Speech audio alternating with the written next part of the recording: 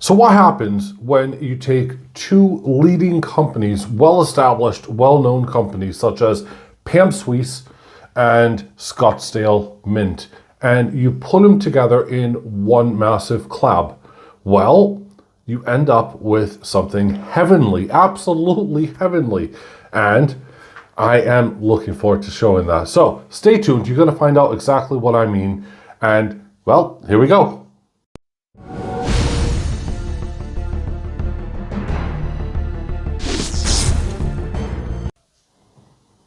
So that's right.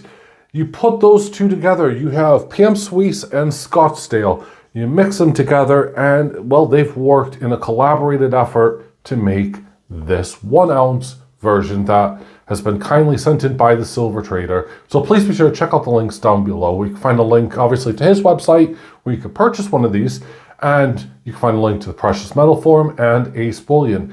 On a note for the Precious Metal Forum, once you're logged in, there is no spammy kind of, junk, rubbish stuff floating about. I really wanted to make that well known.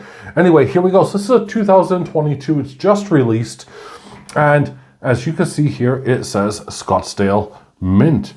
Now this is the front of the coin, and it's really special, in my opinion. I do like how there is that matting in the background. Yes, you heard me right. It's a Wednesday, and I have not lost my mind. Well, at least not that I'm aware of.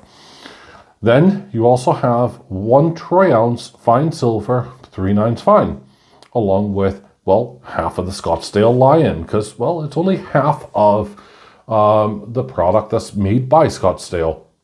So this is a collaborated effort, as I mentioned, and is something actually very, very special.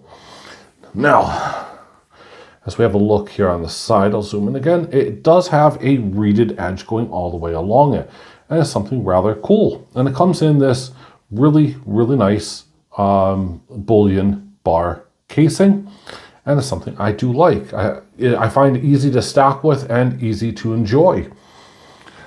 Now, on to the goodies, shall we? Here we go. As I said, 2022, and here it is. Now, many of you guys will know that I am not a religious person by any aspects, and growing up as a Roman Catholic, I have to say this first off. Everyone I knew always had Saint Michael, who's actually not really a saint, but anyway, Saint Michael pins and so on and so forth. And it worked its way in a lot of my friends who became police officers, myself when I was a paramedic, and also in the military. It's something that is, well, it's just a guardian angel. And it's supposed to obviously protect you. So you had little pendants, you had necklaces. There's all sorts of variants that came with it. But on this 1 ounce piece, yeah, this is awesome. In fact, this would be a great pocket piece if, well, you don't mind obviously carrying it around. I personally wouldn't mind so if I kept it in the capsule. Yeah. But here we go. Let's have a look at Saint Michael. It's actually Archangel Michael. And there he is in all his glory. You can see the angelic wings. You can see the shield, again with the cross motif on it.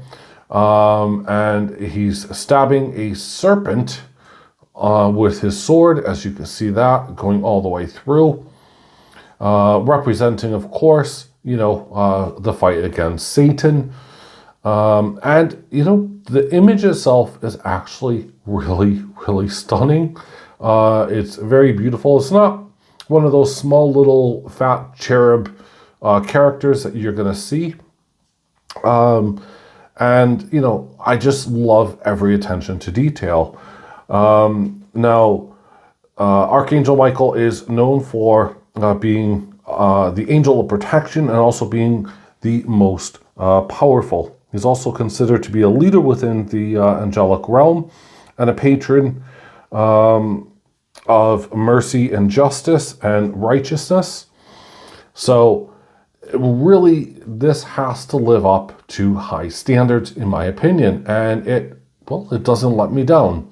Let's look at the face, because, well, I like to pick on everyone who has faces. So have a look here at the face, and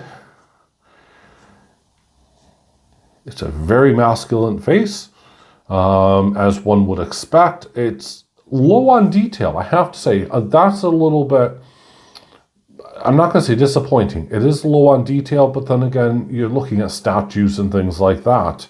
Whereas everything else, if you take a look at the wings, you can see clearly the feathers and everything else. Just having it zoomed in here, your eye will immediately go away from the cross, and you're kind of looking at these 4 quadrants of the shield, which, well, kind of reminds me a little bit of Star Wars. Having the serpent here kind of, I think he's trying to breathe out fire as he's getting stabbed.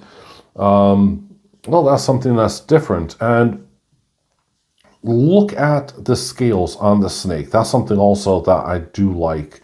And it's just really realistic, very strategically placed patterns. They haven't just kind of put them on there. Someone who clearly has spent a long time just working on that snake alone. As you move around it, yeah, it is gorgeous. I'm trying to look here to see if there's anything that I'm going to see on the rim. Now, yeah, I reckon because these do come a little bit stacked, you may get a tiny bit of little minute details, but I'm not worried about that. In fact, I mean, these are minute. The sword itself is beautiful. It's a lovely broadsword by the looks of it, with a blood fuller going down the center of it. And there he is. I mean, there's only a couple of things I would like to have seen on this to make it just that much more special. Yeah, it does have that matted background. I'm okay with that, actually, because everything else on it, on the coin, such as Archangel Michael himself, he's standing out. The serpent stands out. The shield is the center of attention. And of course, the sword going right into the snake, it just draws your eyes looking all the way down it. And it really is, when it's in your hand, something that is just remarkable.